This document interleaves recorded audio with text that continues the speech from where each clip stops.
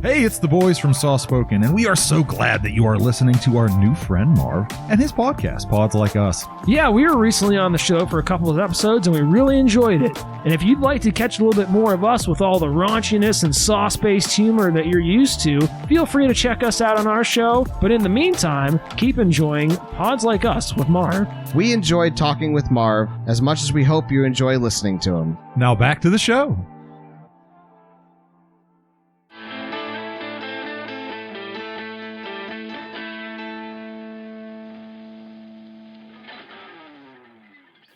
Hello and welcome to Pods Like Us. I'm Martin Quibell, known to my friends as Marv, and this time, I'll get the proper pause in here.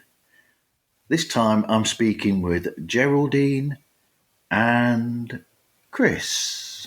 Not Christoph or any of those other names that Geraldine calls him to get him going.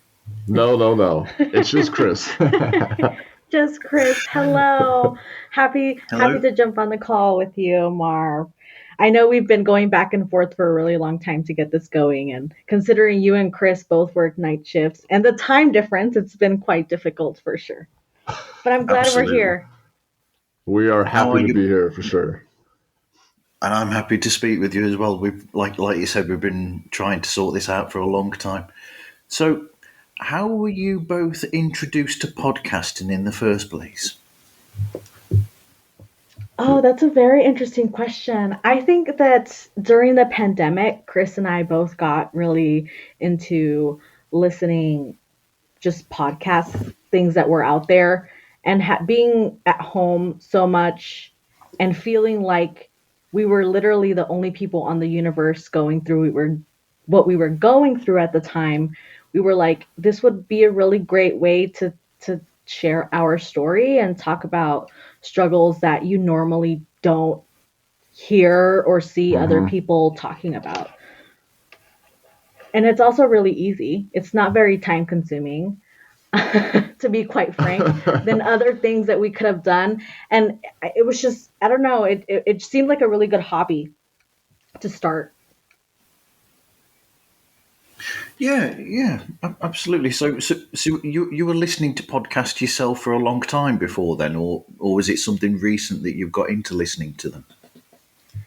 I think it was more of like a recently thing. There was a couple things that we both were like interested in, and then I think it was on a Sunday.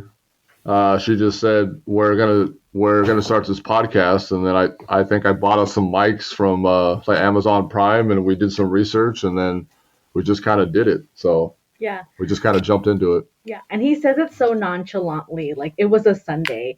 Like, to be quite frank, the podcast started out of like a major blowout argument that happened. And in the middle of the argument, I told Chris, we should just start a podcast because, we should just do it. And it kind of calmed the situation down, as well as, it was something that we could do together. I don't think we ever got back to whatever we were arguing about. No, we never did. It's interesting in a way because it's almost like going all psychology here with this, but it's almost a bit like a form of therapy in a sense, along the ways of a lot of psychology. The Lennons, they used primal scream therapy back in the 70s and that sort of thing, where you talk out or you scream out your frustrations and things. But it's almost like it is that where, and listening to the show, you can see how your relationship has grown over that time because you've been able to use this to talk these things out. Oh, absolutely. And I think, and I truly believe this, from the bottom of my heart, that it had Chris and I not started the podcast and put that time aside to actually have these important conversations on air, live, to put out for everyone to listen to, our relationship would definitely not be where it is right now in this moment. Like we would have been separated a long time ago had we not started the show. Yeah, we didn't know how to like properly like communicate, and like doing the podcast kind of like helped us learn how to like speak about feelings and have some kind of positive effect on each other rather than just, you know, like being immature, I guess you could say. Absolutely. So, And it was also conversations with a purpose, mhm, because we were in a way, and I like to feel like we made some sort of change, but we in did. a way, and especially culturally, we're raised with so many traumas that people don't talk about and that we carry through relationships that we have, whether that be friends or marriage, and putting that out there was so relieving. It was. Um, and I don't know, it just made you feel good to know that you weren't the only one, because the feedback that we got after we put the show out there was actually really great. Yeah, but then you've had these times where you've had guests on the show as well, the one-offs, and you've changed the format, which proves that you're not the only ones, and there are other people that are going through things as well. Absolutely. And I think that in relationships, I think, and even now with social media and, people like to make things out to be so perfect, now is probably one of the most important times to show people that people are still struggling, whether that be within themselves or in their relationships. People are still struggling, and there are still things that you're working through, and there are still things that you will continue to work through. And I don't think that there is enough of that right now. Everyone is so fixated on the perfect family, perfect relationship, perfect this, perfect that, and we forget that there are struggles and there are things that we have issues with within our homes that we don't talk about, which makes us, in a sense, feel more alone. Um, Very well said. Yeah, I can't remember who said it, and I can't remember exactly what they said, but I remember part of it being that somebody once said that real relationships and families are more like The Simpsons than they are the standard sitcom families. So there's more infighting and a bit of, you know, irritation in families, Simpson Yeah. wise, than there is with this, uh, the normal stereotypical way that sitcoms and television sees families. Absolutely. I think I can definitely agree with that. You think of sitcoms and issues don't feel or seem as big as they really are. And then you look at The Simpsons and you have the dad that is constantly strangling the child, which we're not for that, but like sometimes you feel like you want to grab your partner and just shake them out a little bit and tell them like, hey, work with me, or hey, you're Yeah. doing this wrong, or hey, I'm feeling this way. I think that's why the Simpsons, sorry, have been so successful and they've been on the air for so like long. Is I think everybody can kind of relate to it. Like sort of the madness that's involved in like marriage and then like the parenting aspect of it as well. So I think that's why that's been on the air for like 30 years. It seems like For sure, a really It long has been on time. for over 30 years. It has, it's a yeah. long time. Yeah, It had its 30th anniversary in the late noughties. So yeah, wow. Oh my gosh, it's a long time. that's wild. So listening to the show, I always thought that it was an idea of Geraldine's, the show itself. Yes, everything was her idea, and I think I've said it a few times in some of the shows where she has this like vision, and I love her vision. I love her thoughts. She just doesn't always share those with me, and then she'll get frustrated because I don't see her vision. So, I mean, it was definitely her idea, and I think it was one of the best ideas she's ever had because, like we said earlier, this has helped us tremendously. So, but it was definitely all her though. Yeah, which is funny because I still, even to this day, struggle with communicating these ideas or communicating my feelings or just communicating in general, which I think it's hilarious that Chris wants to sit here and point that out for the Yeah, millionth time. yeah, it's the truth. So how do you actually choose the topics that you have each week? Because do you take it in turns? Does one do one week and then the other person pick the topic for the following week? I mean, how is that decided? Oh Well, my gosh, I wish we were that organized, to be quite honest with you. I wish sometimes we are literally deciding on a topic right before we're about to hit yes. record.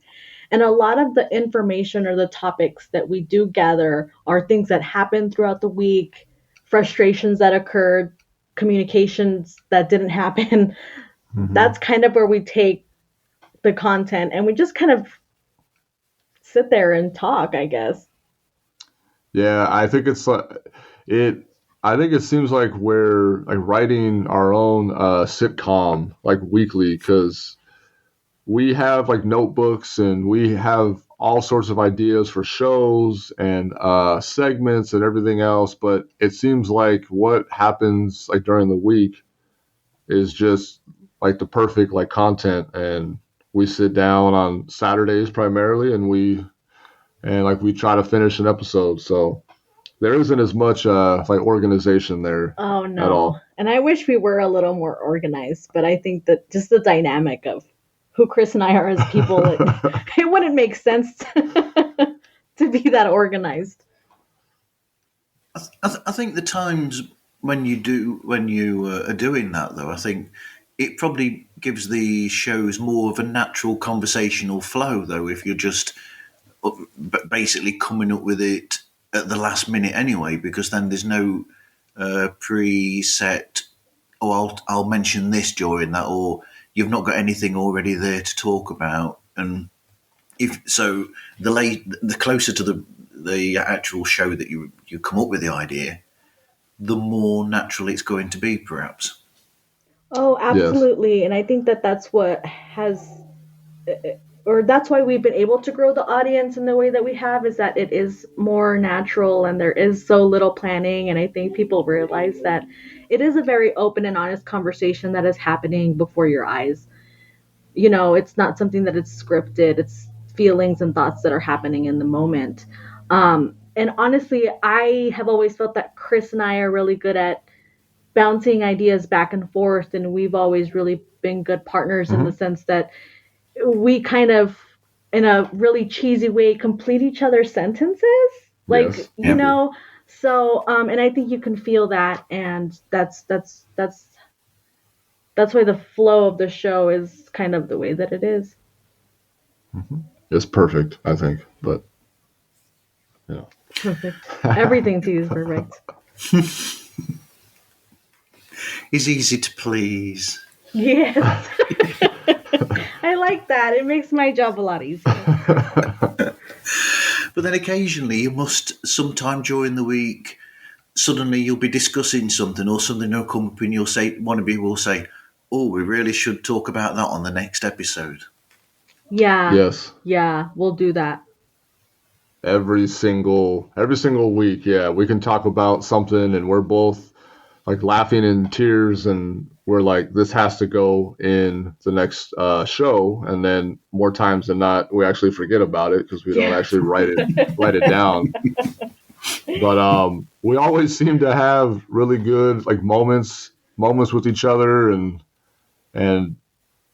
we just sit down and we just hit the red circle button and we just record it. So Yeah. And I think what also makes it easier is how Chris and I view our lives in general. I think it's just us as people, we can find humor literally in any situation that comes across in our lives. So whether it be something as silly as trying to make dinner or something happening with the kids, there's always humor in it, which and Chris is always able to kind of find the positive and the negative, which I'm really bad at. But um, so playing each other's, I guess, weaknesses and strong points has been like a lot of fun too.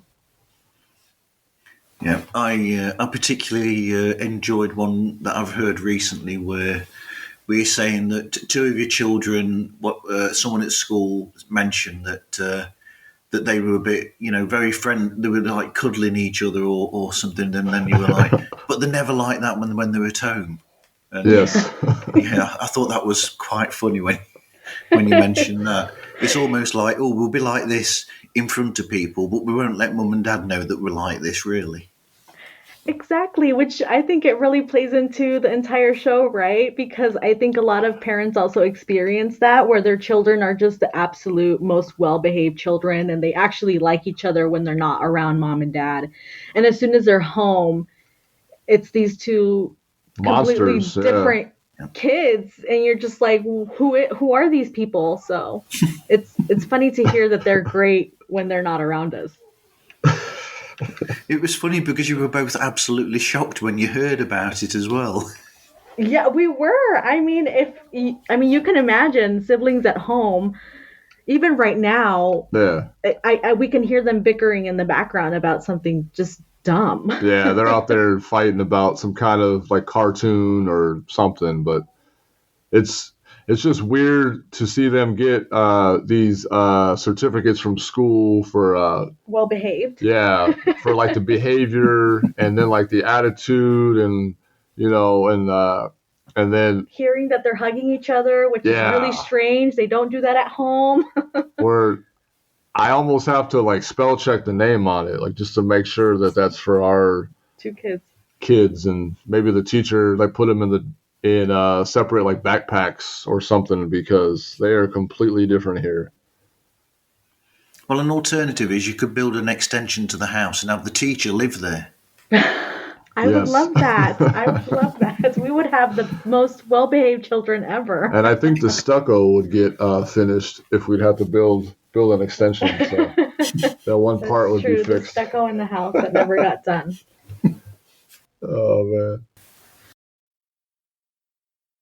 Hey, this is Greg at Bad Counsel. You want some good counsel? Keep listening to Pods Like Us with Marv and Down with Monarchy. So how do you record the show and edit it then? Do you do any editing at all, or do you just put it out as is? So we typically we pretty much put it out as is. We like to keep the episodes under 40 minutes. We tend to, anything beyond that, we feel that people might get bored or, the attention span of people now is so short. So we like to keep the show under 40 minutes. And pretty much what we put out is what you get. We do very little editing. If there's a lot of pauses, obviously you won't hear a lot of those or things like that. But pretty much the show is as is. So is it you that in GarageBand? So who does the editing then? Geraldine does everything pretty much. She likes to take the charge of that. So, because like I had mentioned her vision, I don't see it, and she rarely tells me what that is. So she does pretty much everything. So I have to. Otherwise, I will find ways to tell Chris that he did it wrong. He should have done this or he should have done that. And, in order to avoid those conversations, I'll just do it myself. Yeah. And then you don't have to hear me nagging. I'm saving you. See? I'm saving you my nagging. We figured that out. See? Through this process of podcasting, we figured that out. So. Has Chris actually listened to an episode finished? Oh yeah, he does. I sent him the episode before we upload it into our podcast provider, and he sends notes if he has any, and notes and the titles and he will, if something sounds off, he'll let me know, so I'll go back and I'll look at it before it gets uploaded, things like that. So he's the final approval. Yep. He's also the king of segues lately as well. Oh, absolutely. He is so great at that. I think I am pretty good at that on the fly. So we could be talking about anything, or we can have a certain topic, and I can just kind of segue to it. So I will say that is one of my few gifts in life. I'll just say that right there. One of the few. It's one of the few gifts. Yeah. Because at the beginning of the episodes, you'll be generally chatting, and then suddenly, from out of nowhere, Chris will just... I don't know how he does it. I mean, sometimes I rewind the show to work it out, and I'll think, how did his brain go from there? And it just so flawlessly segue into the subject of the show, and you think, wow, that's something special, that is, right there. Oh my God, he's amazing. He's so amazing. And like he said, he's really good on the fly. And I mean, if I have to give him too much direction, I know something's not going to work out properly. If I give him no direction, I just trust the process. He's going to do great. See? We're learning here I can say about each something other. nice. See? Wow. Compliments. Yes. There we go. So, anyway, so the intro music and outro music, that's so cool, and the logo's great. I'm sorry for how bad Chris looks on my variation of the photo. Oh, I saw that. I like it. It was I like so it. good. It was so like good. it. We loved it. Oh my gosh. It was so good. I like it a lot. Oh. I was like, look at this. This is amazing. I'm definitely not an artist. So where did you get the music from, and who sorted out the logo? So we actually had get a it? friend of mine. Oh, yeah. We sent him a couple of pictures, and he does the marketing. He runs his own like business. And I had him take a look because I let him know of the idea, and he was very encouraging about it. So I sent him over a few pictures, and he just kind of came up with it. And as soon as we saw it, Chris and I absolutely fell in love, and we were like, this is exactly what we want. And as far as the music and stuff, we did some searching. Chris and I really like jazzy feeling piano music, and we came across the little snippet that we have and fell in love, and we just used it, and everything kind of came together within a week of that argument. Yeah, literally. We had like a logo, and like we had a song, and yeah, it all just kind of came together. Just kind of happened. And the title, I was speaking with Louise, who's upstairs in the bed, and she was saying how the title makes her think about Friends, and I don't know whether that was something that was there in your thoughts when you came up with the title. It was, and actually the title came about in a dream that I had, because I woke up one day and I was like, well, has to be the perfect title, because although if you've listened to the show, you know what kind of happened between Chris and I, and things that occurred. Chris would always tell me, or I would always tell Chris that we were on a break. Like, we were just taking some time off. We were on a break. And if you watch Friends, you know where that line comes from, when Ross and Rachel have a situation, and he's screaming at everybody that they were on a break, and he's saying we were on a break. And I don't know, I just thought it was very fitting, because I would say that to Chris, because I'm a huge Friends fan all the time. And it just kind of worked out the way that it did. Obviously, if you listen to the show, you know that we were not really on a break, but it's just funny for humor, I guess. Yeah, because then in the intro, Chris has got the perfect comeback, hasn't he? Where he says, "No, you were on a break." Yeah, Yes, exactly. Yes. Exactly. Good old Friends. Yes, which is funny because Chris hasn't even watched the show. Yeah, I don't know nothing about the show Friends, unfortunately. I might be one of 6 people in the world who have never actually seen it, maybe. So, Probably. yeah, I have no idea. I only watched one episode complete for the first time, I think, last year, whereas Louise has watched every episode from beginning to end. So, and she's started to introduce me to The Sopranos last year as well, which I've not quite finished yet either. Oh, that's a good series. Well, both of them are really good series. I kind of fell into Friends because as a kid, I didn't grow up with cable. And on Friday nights, they would just show reruns of the show from like 7 to 9. And it was literally the only thing on. And So you watched it. I just watched it and I got hooked on it and I watched every single episode. And now as a grown up, like I absolutely love that show. But going back to like me as a kid, I had no choice but to watch that show because that was literally the only thing on.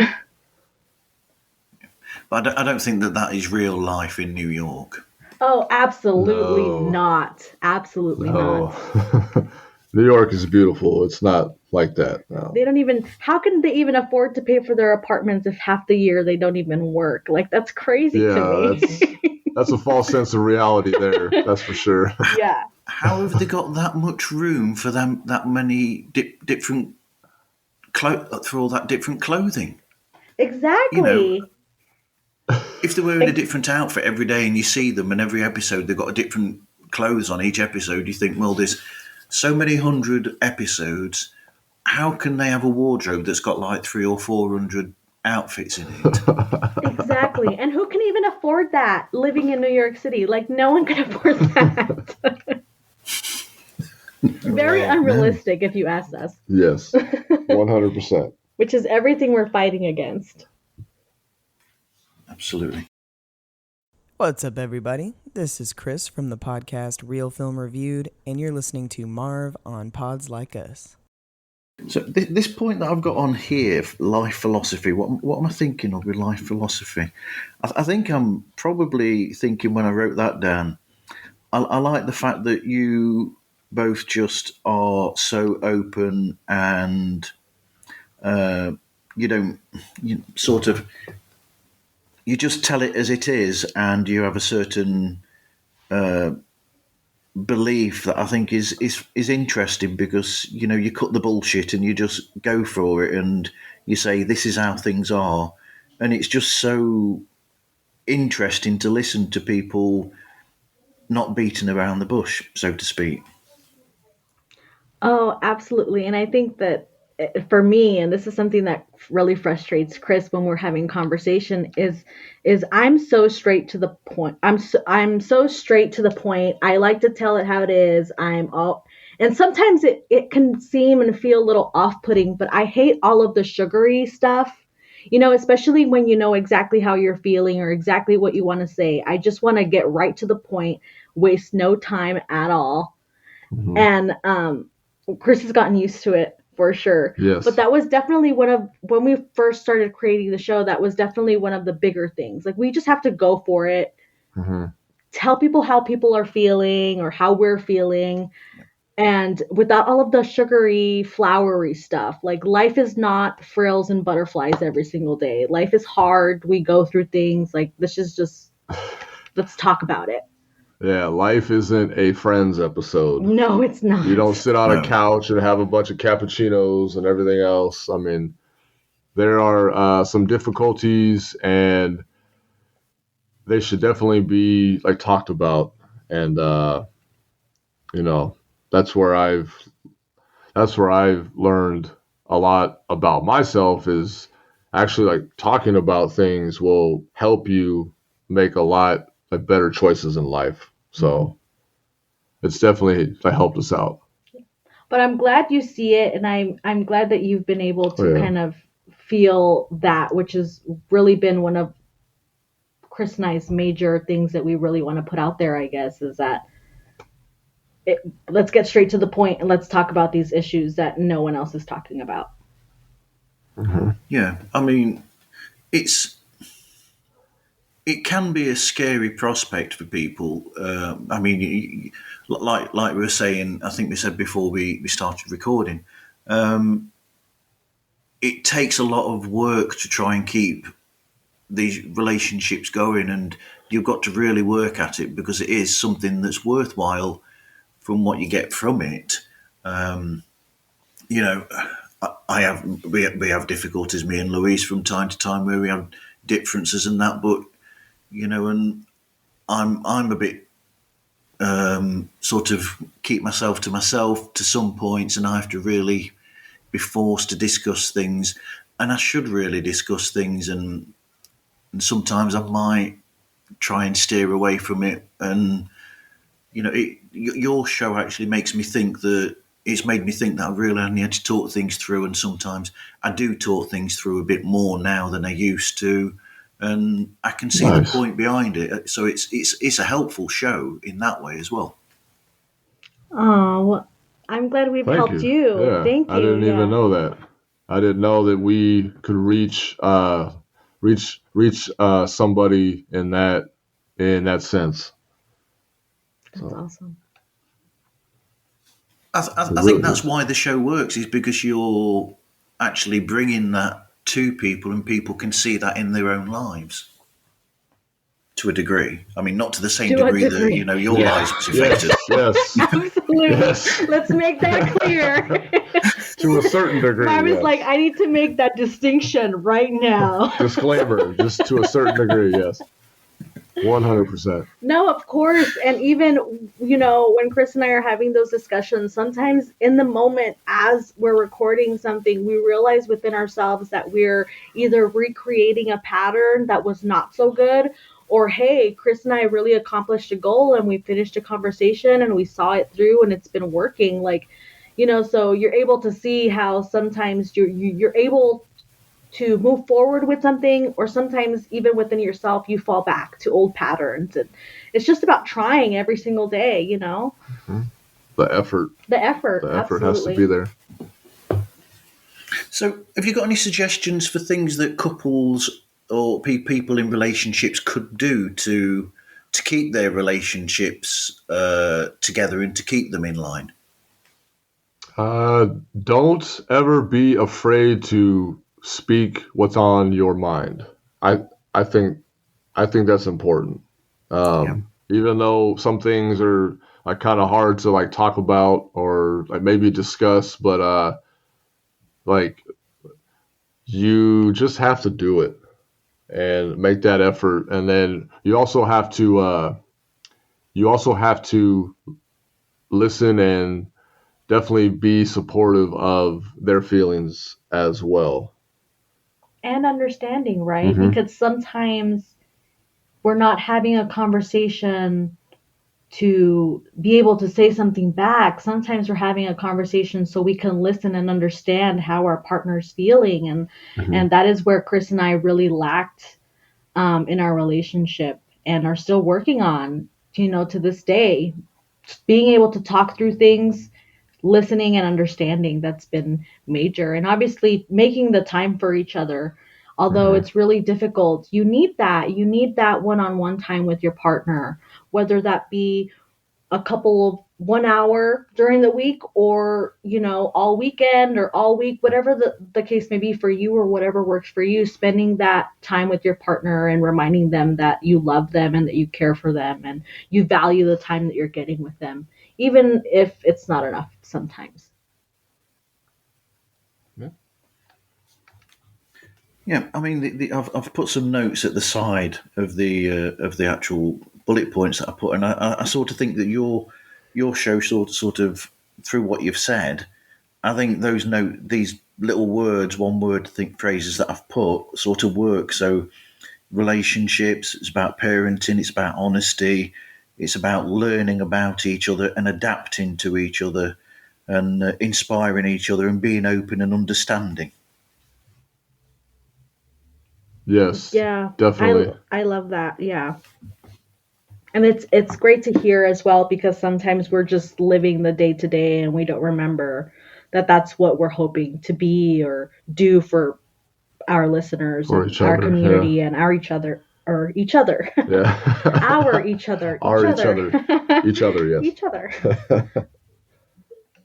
But I'm surprised that you don't get a lot of feedback from listeners, saying these things to you more often. I mean, I'm guessing that Geraldine's in charge of all the social media. Oh my Yes, gosh, Marv, yes. you are 100% right. And it's so difficult. And again, if you've listened to the show, you know why Chris does not have access to that yet. We tried, it didn't work. But we'll get there, we'll get there, especially because over the past couple of weeks, things will die down and things will pick up. But, a couple weeks ago, we got a message saying, I wanted to reach out for so long, but I didn't know how to do it. and it was a person telling me that, or telling us that they pretty much had gone through the same situation, and they understood and they related to what we were going through, but they were afraid to talk about it or to even message us because of how they felt that they would look, you know? Yeah. And that is a perfect example of why we created the show, because people are fearful of speaking out about, affairs and reconciliation after an affair. And it's really shameful, especially for the person that um, either had the affair or, got cheated on, whatever the case may be. Like, it's a really shameful experience, and people usually don't talk about it. But every now and then we'll get a very courageous message telling us that they went through it and they appreciate us talking about it openly, and that they're hopeful that their relationship will get to where we are right now, which is awesome. And we also understand that sometimes reaching out, talking about It's a hard. situation like that is hard. People don't want to do it for many, many reasons, right? But Fear is probably the most like common reason why. But fear in my mind now, fear is like just a feeling. It's not how someone should live their life. And I think I live my life in fear and just made a bunch of just stupid decisions. And rather than just like take that step and actually speak about my feelings, I think my life would have been a lot better years ago, and I think our marriage would have been a lot like better too. So But that's something that I've loved as I've listened more to the show is the way that.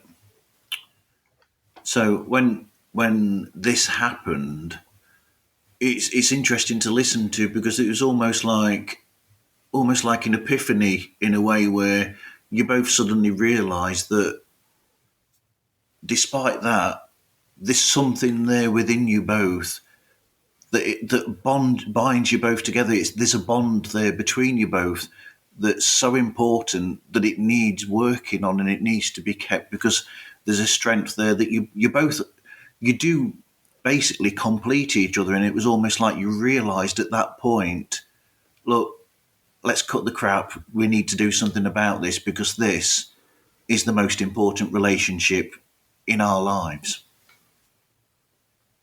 yeah, and absolutely. I think it took Geraldine longer to sort of understand that.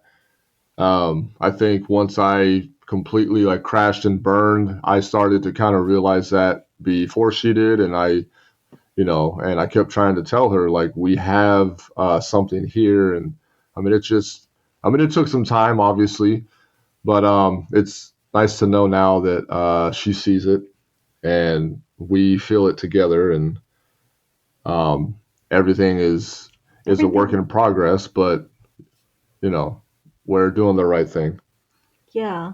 All you can say is, like, when you're living those moments, all you can say is, I feel something that I haven't felt before. And I don't know why, how, or what, but I'm just going to keep pushing forward.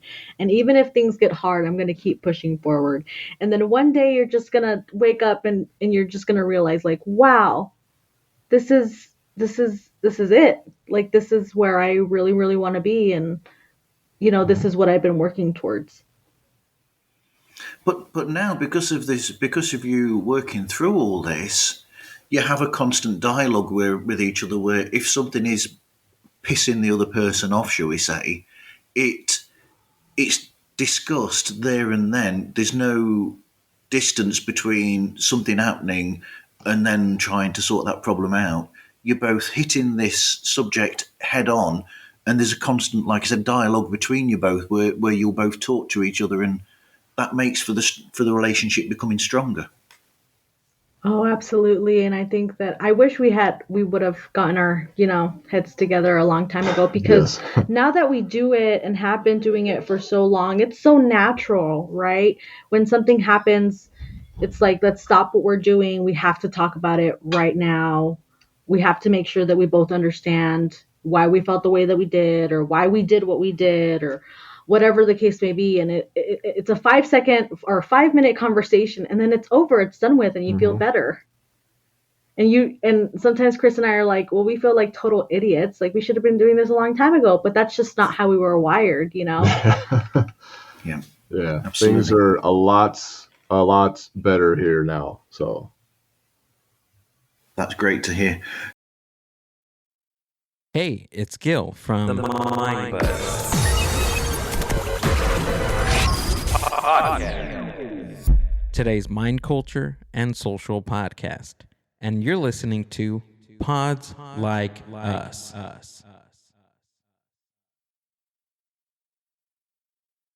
So, what advice would you give to people who start their podcast for the first time? Just go for it.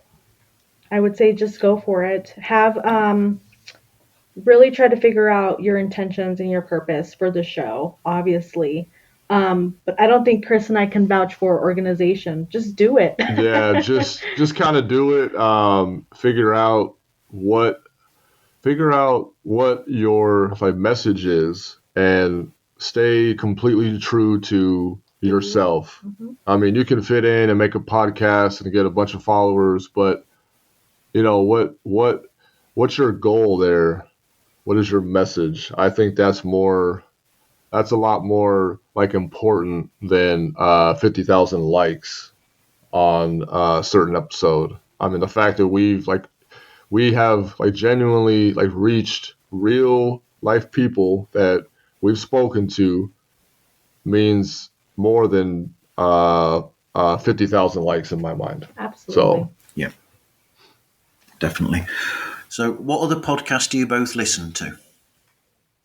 Oh my gosh. Our sister, we like to call them, I'm pretty sure you know who they are, Marv, but our sister podcast, which we actually met through podcasting. We love Oh Cupid. They're amazing, and their show shares a lot of similarities to what we have done, and we have created a really close relationship with them. yes. But aside from that, Chris, you've kind of dived deep into the podcasting world. I like a lot of my sports podcasters. I'm a big sports junkie, and I like to get everybody's perspectives, like a lot of the older guys and stuff like that. So there's a couple basketball ones, and then there's one where one of my basketball players is now getting into wine. So I like to listen to that and get sort of a different sort of perspective on that. But it's mostly sports for me. I just like my sports guys. And So does obviously, I was going to say, does Chris bring any of those wines back home now that he hears about them? oh my God, Marv, it's so funny that you mentioned that. This weekend, man. Chris got so sick because he drank a whole bottle of these wines that we were trying to find from the podcasts that he was listening to.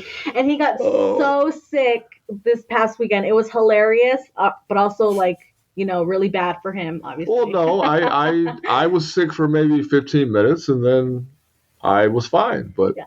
It was a bottle of wine that it was 18% alcohol, which is not the norm for wine, obviously. If you're a wine drinker, it's not normal. And Chris drank the whole bottle. yeah, our show that's going to come out on Wednesday, we're both sampling this while we're both sitting here recording, and someone stopped actually sipping on it, and it was not me. So we could put that one together, and yeah, she didn't like it. I didn't. I like fuzzy wine.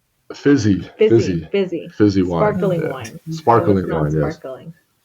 Oh dear, that reminds me. There's a Beatles-related podcast that's called Blotto Beatles, and basically all that they do is they talk about the Beatles, and they start sober at the beginning of the show, and they just keep drinking, and the conversation changes as the episode goes on as they've drunk more.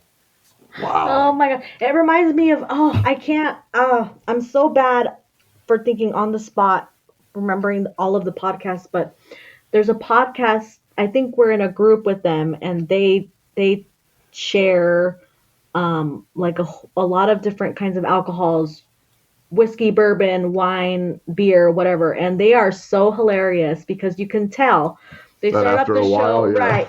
They start off the show great, and then after a while, you can tell that they're getting a little buzzed or a little happier. But these guys are pros. All they have a show about alcohol, so all they do is drink. Shout out to our cynic culture. There you go. You're so good, Marv. Yes, that's who it is. Yes. I'm so bad at thinking of on the spot. I can barely remember what I did an hour ago. But I can remember what Chris did 10 years ago. Right, yeah.